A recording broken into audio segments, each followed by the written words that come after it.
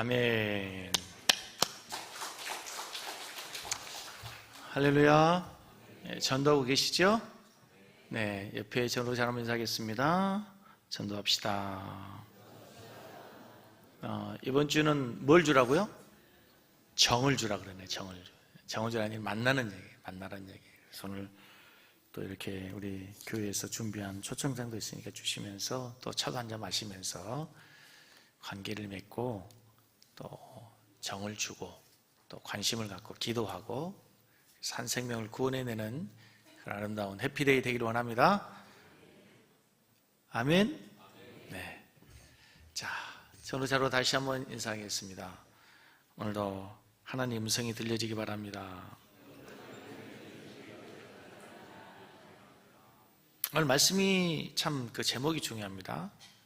제목이 뭐죠? 네, 기운이 바뀌면 삶이 바뀝니다. 고린도 교회 성도들을 보면서 끊임없이 바울 사도가 고민하고 또 경계한 것이 무엇인가 하면 성도들이 변화되지 않는 겁니다.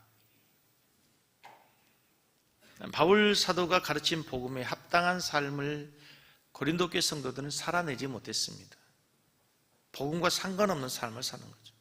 그들이 이미 성도로 구별되고 이미 세상과 구별되었음에도 불구하고 그들은 세상 사람과 크게 달라진 것이 없었다는 것입니다. 그래서 여전히 고린도 교회는 뭐가 있었어요? 분쟁과 다툼이 있었습니다. 지난주에는 뭐가 있었죠? 이방인에게도 없는 아버지의 첩, 계모와 음행을 하는 일도 있었습니다. 오늘 본문 6장 1절에서부터 보면은 그 내용은 뭐냐면 성도 간에 서로 분쟁하고 다투고 그래서 법적으로 소송을 하는 거예요. 법적인 다툼이 있었습니다. 거기도 얼마나 많은 문제가 있는가 하면 고린도 교회에 얼마나 많은 세상적인 삶의 모습이 있는가 하면 6장 8절부터 10절을 보시면 같이 보겠습니다. 너희는 불의를 행하고 뭐하는가? 속이는거다. 그는 너희 뭐라고요? 형제로다. 불의한 자가 하나님의 나라를 유업으로 받지 못한 줄 알지 못하느냐? 미혹을 받지 말라. 같이 보겠습니다. 음란하는 자나 우상 숭배하는 자나 간음하는 자나 탐색하는 자나 남색하는 자나 도적이나 탐남하는 자나 술 취하는 자나 후욕하는 자나 도색하는 자들은 하나님 나라를 유업으로 받지. 지금 고린도 교회에 이런 사람이 있었다는 거예요. 불의를 행하는 사람들, 사람을 속이고 음란하고 우상 숭배하고 간음하고 탐남하고 남색이 뭐예요? 동성애. 이미 고린도 교회도 이런 문제도 있어요.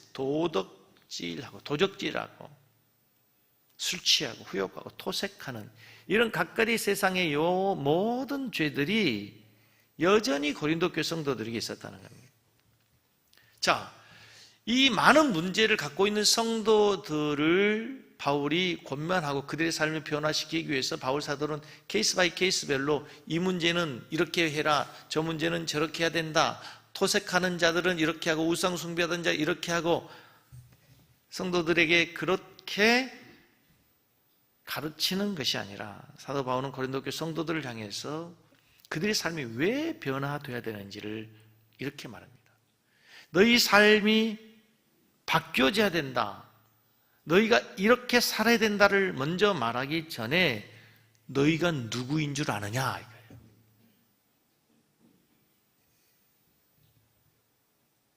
너희가 누구인 줄 아느냐?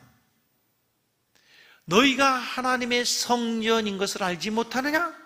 너희 몸을 하나님의 성전인데 그렇게 함부로 살아서 되겠느냐? 너희가 누군데? 하나님의 성전인데.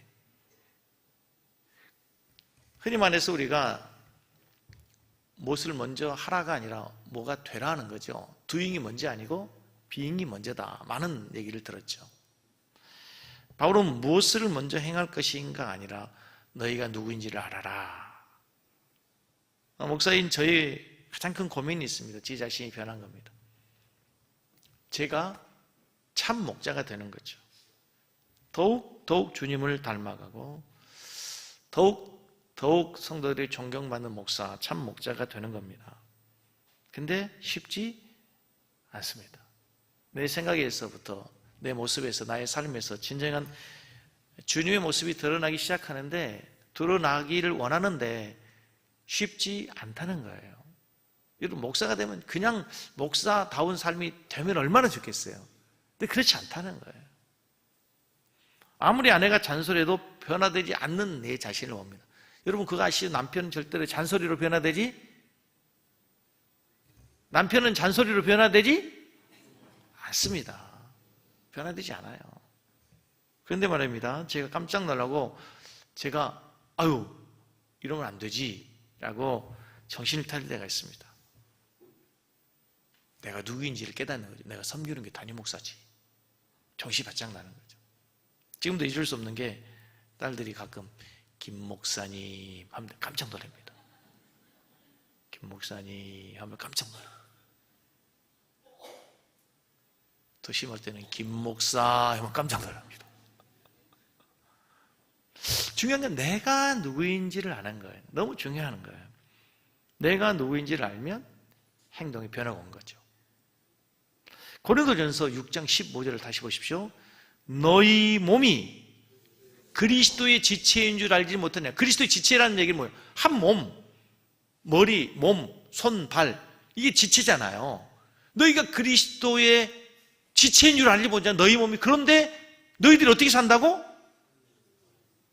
창녀와 함께 한 몸이 되겠느냐? 결코 그럴 수 없는 일이지.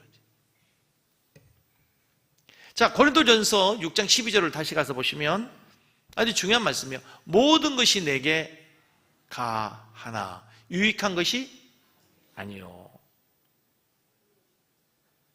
모든 것이 가하지만 유익한 것이 아니에요.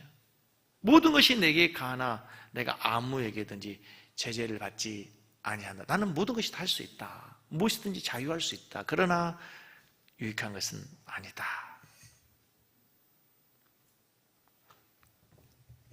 모든 것이 가능하고 모든 것을 할 수 있지만 그것이 다 영적으로 유익한 것이 아니기 때문에 우리는 아무렇게나 살 수 없다는 거죠.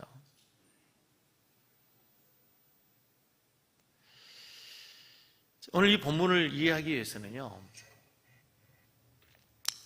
당시에 2000년 전 고린도 지역의 문화, 사회, 그 풍습을 이해하는 것이 대단히 필요합니다. 모든 것이 가하다.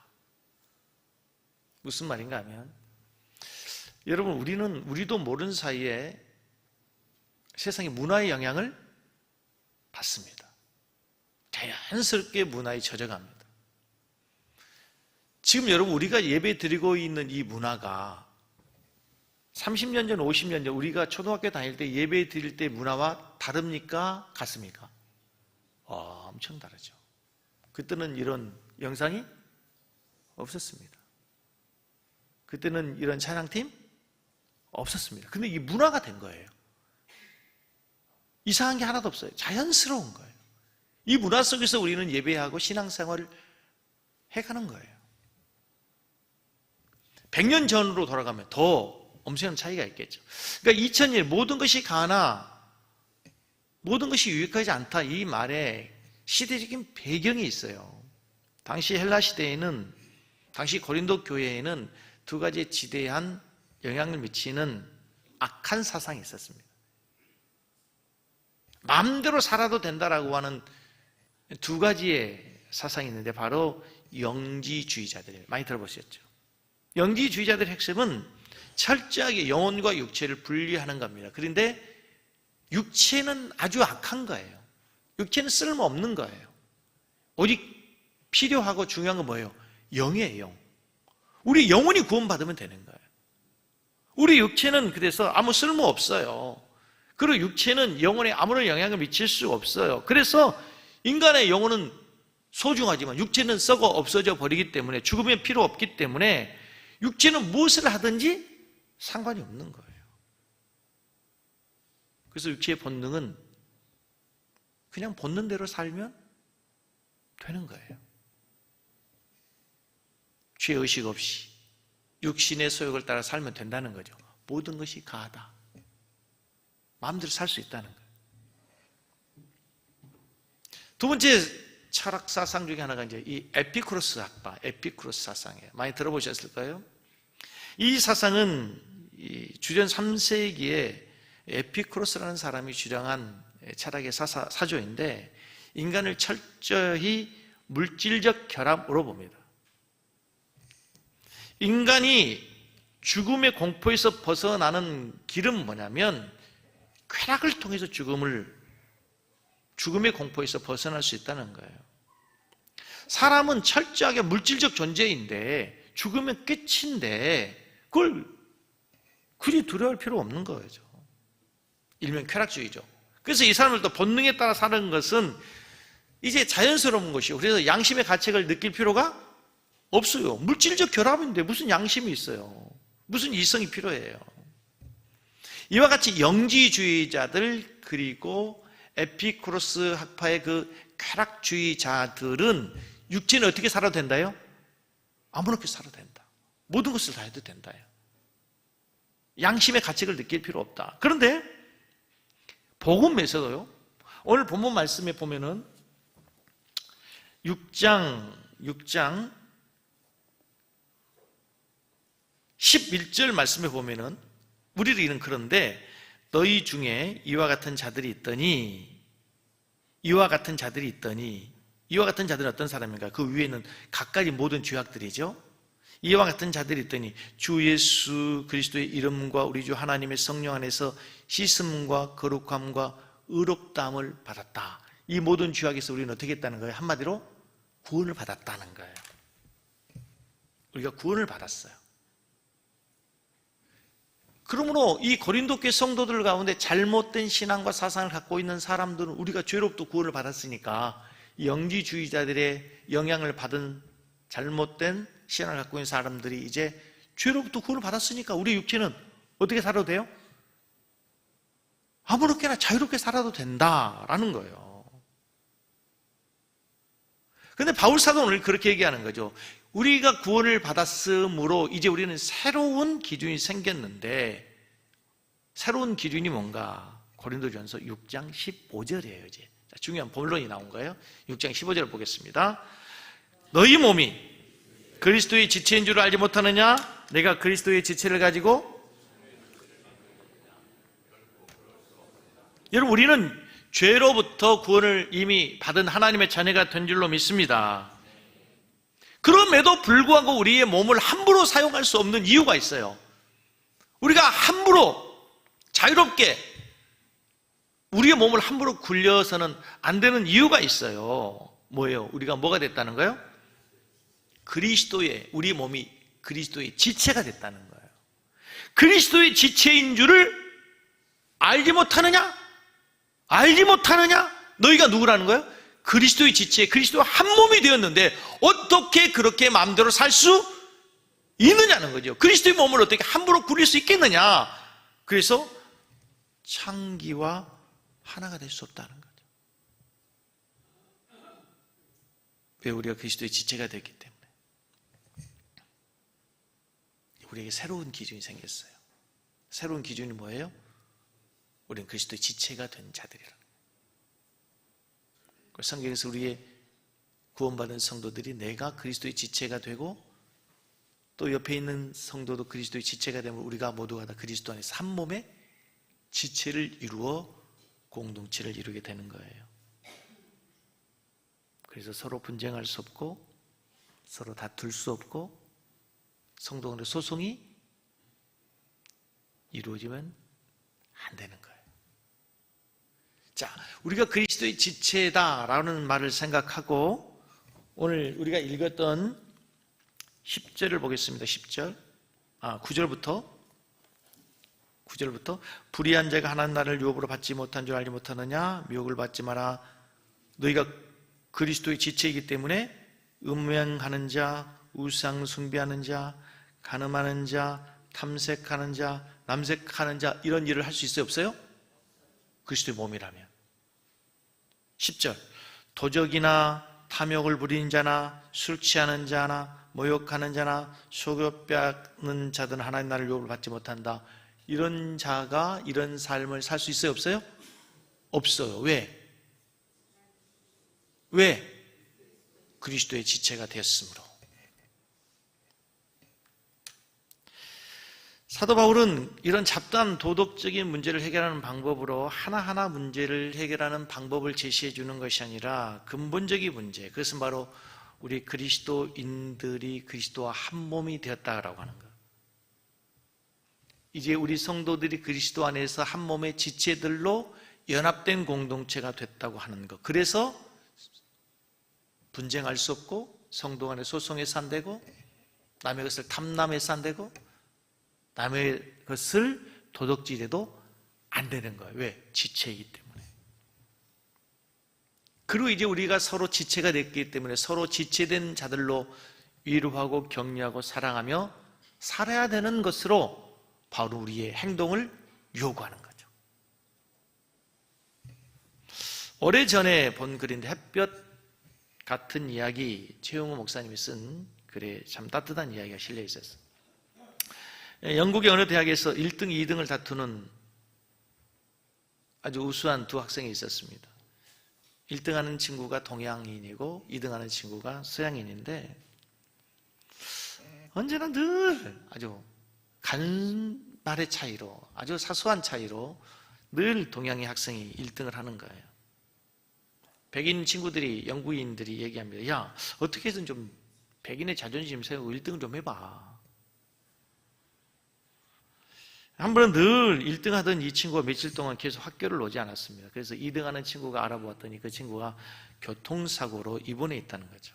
그 소식을 들은 친구들이 야, 잘됐다. 이번이야말로 네가 진짜 1등 할 수 있는 기회다. 나중에 학기가 끝나고 성적이 발표되었는데 오랫동안 학교 나오지 못한 그 친구가 여전히 또 1등을 한 거예요. 수많은 사람들이 이상하게 생각했습니다. 어리둥절했습니다. 도대체 이유가 뭐지? 어떻게 학교도 안 나오면 1등을 할 수 있었지? 그 친구가 동양인이 얘기하면 내가 병원에 입었을 때 내 경쟁자가 꽃다발을 가지고 와서 위문해 주고 학교에서 공부한 모든 것들을, 내용들을 필기해서 나에게 찾아와서 나에게 그것을 가르쳐 주고 그 친구가 나를 도와줌으로 내가 1등이 됐다는 거죠. 그러면서 그 친구가 이렇게 얘기합니다. 나는 그냥 1등을 하기 위한 공부벌레에 지나지 않았고 내가 성적이 좋았을지는 모르지만 인격적으로 저 친구가 훨씬 더 나보다 훌륭한 친구였습니다. 훌륭한 학생이었습니다. 그렇게 얘기할 때 모든 사람들이 고개를 숙이고 2등하는 친구가 훨씬 더 존경을 받게 되고 많은 친구들에게 사랑을 받게 됐다라는 거죠. 다른 삶의 가치와 기준이 생겼어요. 이제 우리가 경쟁하는 자가 아니라 남의 것을 도둑질해야 되는 자들이 아니라 분쟁해서 미워하는 자들이 아니라 우리가 뭐가 됐다는 거예요? 뭐가 됐다는 거예요?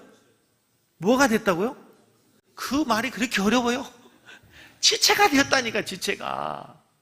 우리가 그리스도와 함께 지체가 되고 서로가 지체가 되므로 우리 모두는 이제 뭐가 됐다고요?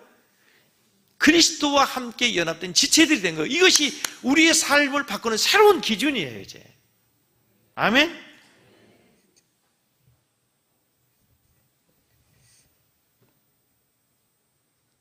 우리가 신앙생활 하면서 늘 놓치는 것이 이것이 아닙니까, 여러분? 우리가 셀 예배를 드리면서, 셀 나눔을 하면서 놓치는 것이 이건 아닙니다. 내가 지체인데 왜 저렇게 미워하지? 왜 내 마음의 문이 열리지 않지?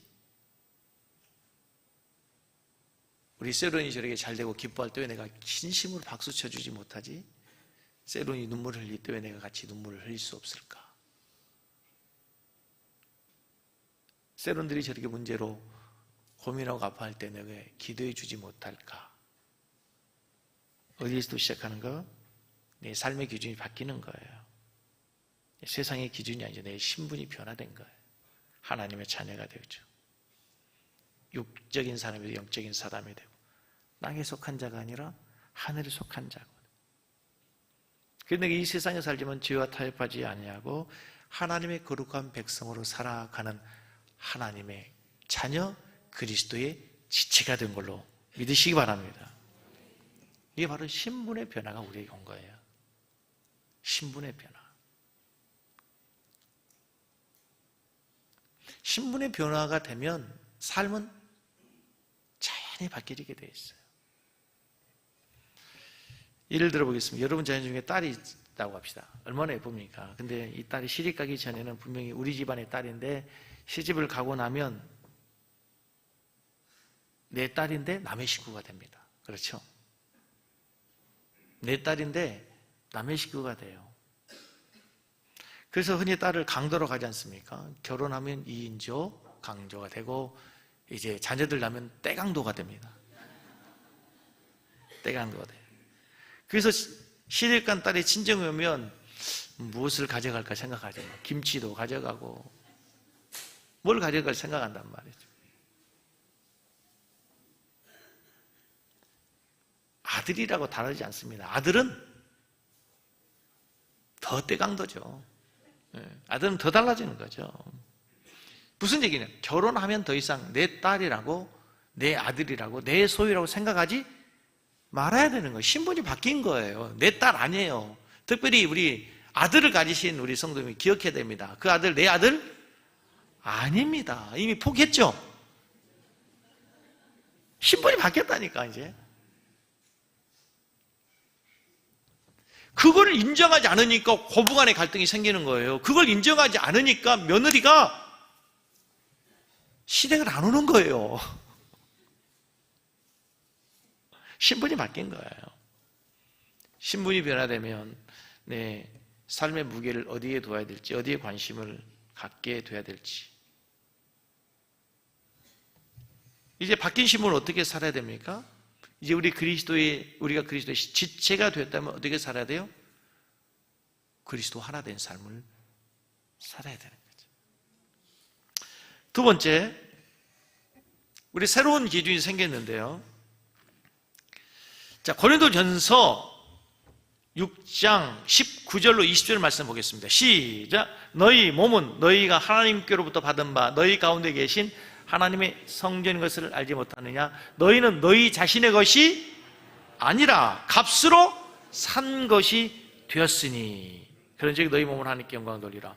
이제 우리는 우리의 것이 아니라는데요. 왜?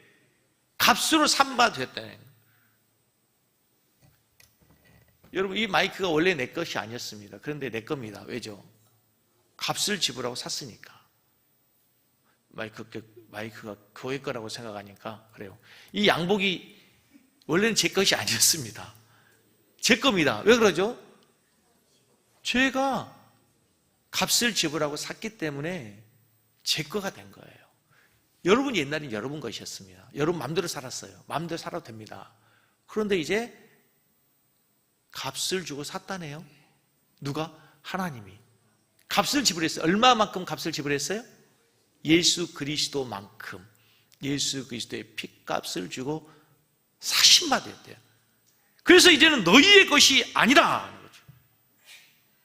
너희 몸은 너희가 하나님께로부터 받은 바 너희 가운데 계신 성령의 전인 줄 알지 못하느냐? 너희는 너희의 것이 아니에요. 이제 여러분 따라서 하겠습니다. 나는 나의 것이 아닙니다. 제가 늘 얘기하는, 제가 아주 싫어하는 노래 있다 그랬죠. 내 인생은 나의 것. 그냥 나에게 맡겨주세요. 내 인생은 나의 것 아니에요. 주님께 맡기는 게 주님의 것이에요. 성경이 이렇게 말씀하는 거예요. 이제 너는 하나님의 소유다. 왜? 하나님이 예수님의 핏값을 주고 사셨기 때문에 하나님의 소유가 됐다는 거예요. 이제 우리는 새로운 가치가 생긴 거죠. 옛날에는 죄와 허물로 죽었던 우리인데 예수님 가치, 예수님의 핏값을 주고 사셨기 때문에 우리는 너무 존귀한 존재가 된 거예요. 이제 그래서 여러분, 우리가 함부로 살아서는 안 돼요. 여러분 자신이 예수 믿고 가장 변화되어야 되는 게 뭐냐면요, 여러분 자신의 소중함을 깨닫는 거예요. 여러분의 가치를 새롭게 발견하는 것이 되어야 될 줄 믿습니다. 여러분 자신을 얼마만큼의 가치 있는 자로 여기십니까?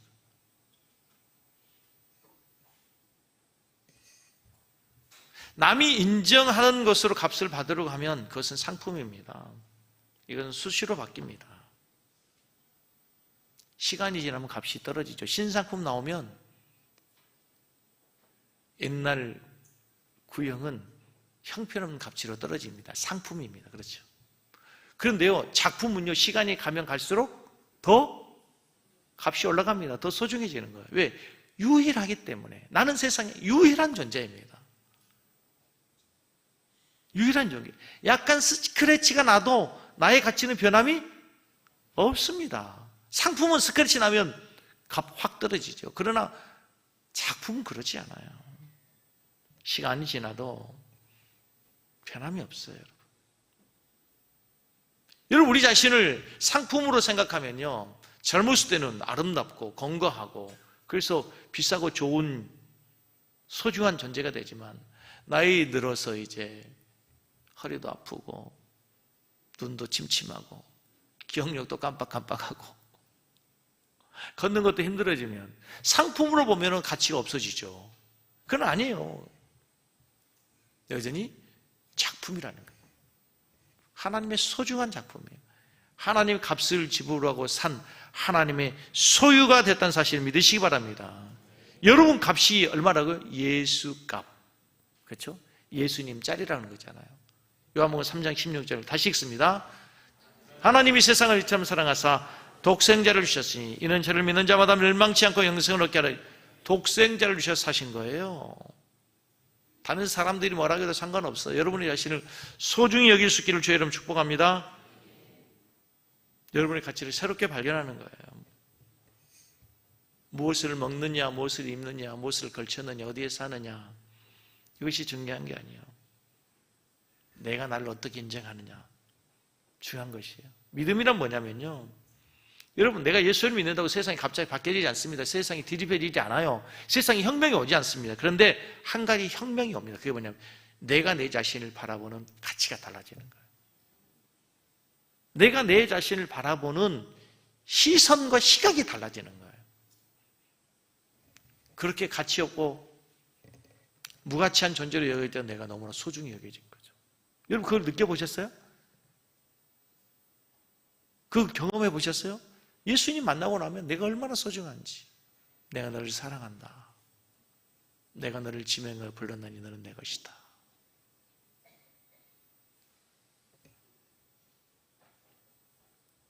이제 값으로 산 하나님의 소유가 된 자는 자신을 위해 살지 않습니다. 이제 누구를 위해 살아야 돼요? 우리의 주인 되신 하나님의 영광을 위해서 살아야 되는 줄 믿습니다. 여러분 성경에서 우리가 하나님의 영광을 위해 살아야 되는 이유가 두 가지입니다. 첫째는 우리를 창조하신 목적이기 때문에 이사야서 43장 21절 말씀은 이 백성은 내가 나를 위하여 지었나니 나를 찬송하게 하려 함이라.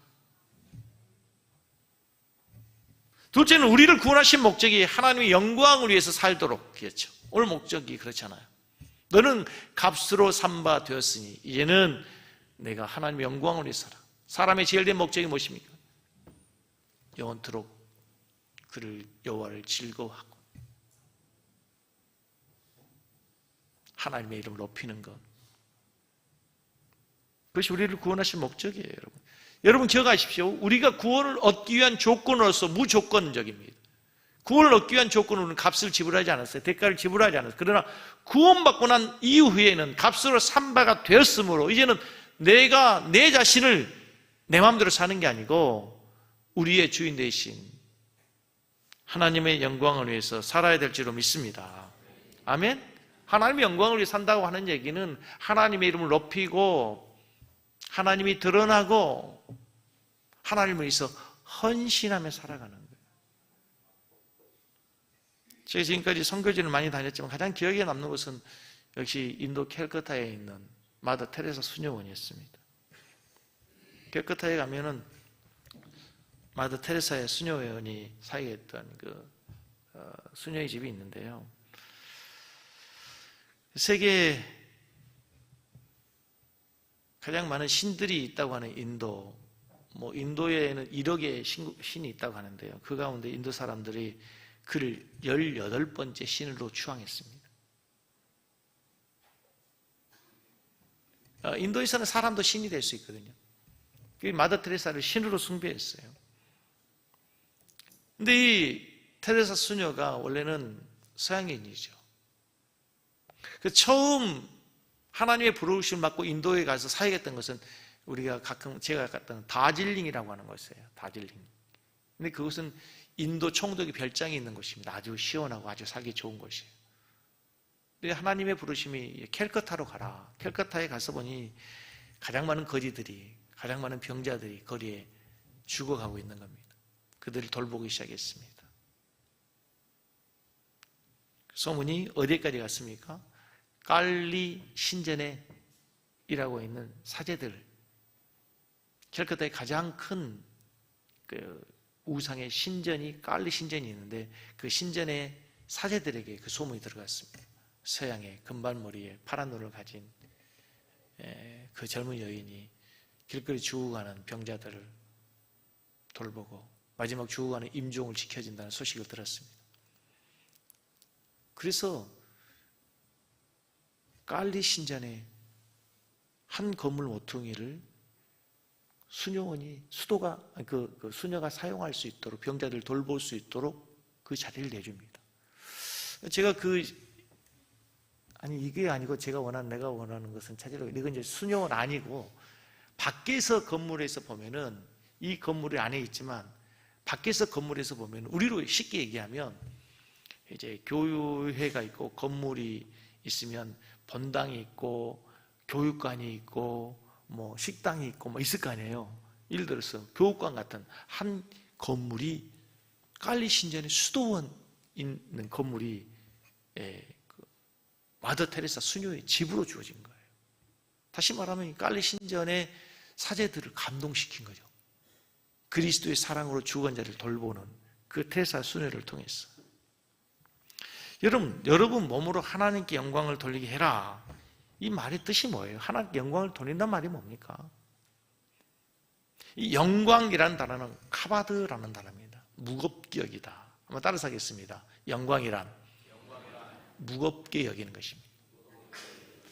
하나님의 영광을 위해 산다는 말이 참 추상적이에요.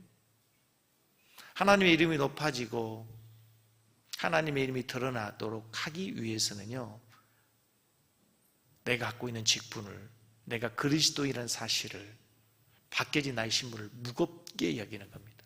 무겁게 여기는 거예요.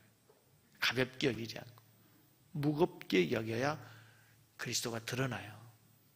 가볍게 여겨서는 그리스도의 영광이 드러날 수가 없어요.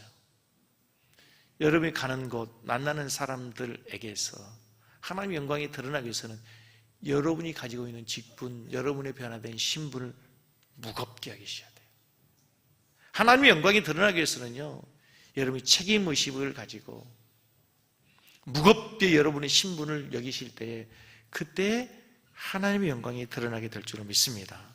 오늘 마지막 결론을 내리겠습니다. 로마서 14장 8절 바울 사도가 똑같이 고백하는 내용입니다. 오늘 너희 몸은 너희 것이 아니라 값으로 사신 것이 되었으니 그러므로 너희가 무엇을 하든지 하나님의 영광을 위해서 하라 라고 하는 바울 사도가 동일하게 신앙의 고백으로 드리는 말씀, 우리가 고백합니다. 우리가 살아도 주를 위하여 살고 죽어도 주를 위하여 죽나니 그러므로 사나 죽으나 우리가 주의 것이로, 살아도 죽어도 그러므로 사나 죽으나 우리가 누구의 것입니까? 그 고백이 여러분의 진실한 신앙의 고백이 되기를 원합니다. 우리 찬양하고 말씀을 생각하며 기도하겠습니다. 하나님, 이제 내 신분이 바뀌었습니다. 나의 삶의 기준이 바뀌었습니다. 하나님, 내가 그리스도의 지체인 것을, 그리스도와 한 몸인 것을 기억하게 하여 주십시오. 이제 내가 주님의 핏값으로 사신 바 되었으니 하나님의 영광을 위해 살아가는 자가 될 수 있도록 우리 한번 찬송하고 기도하도록 하겠습니다.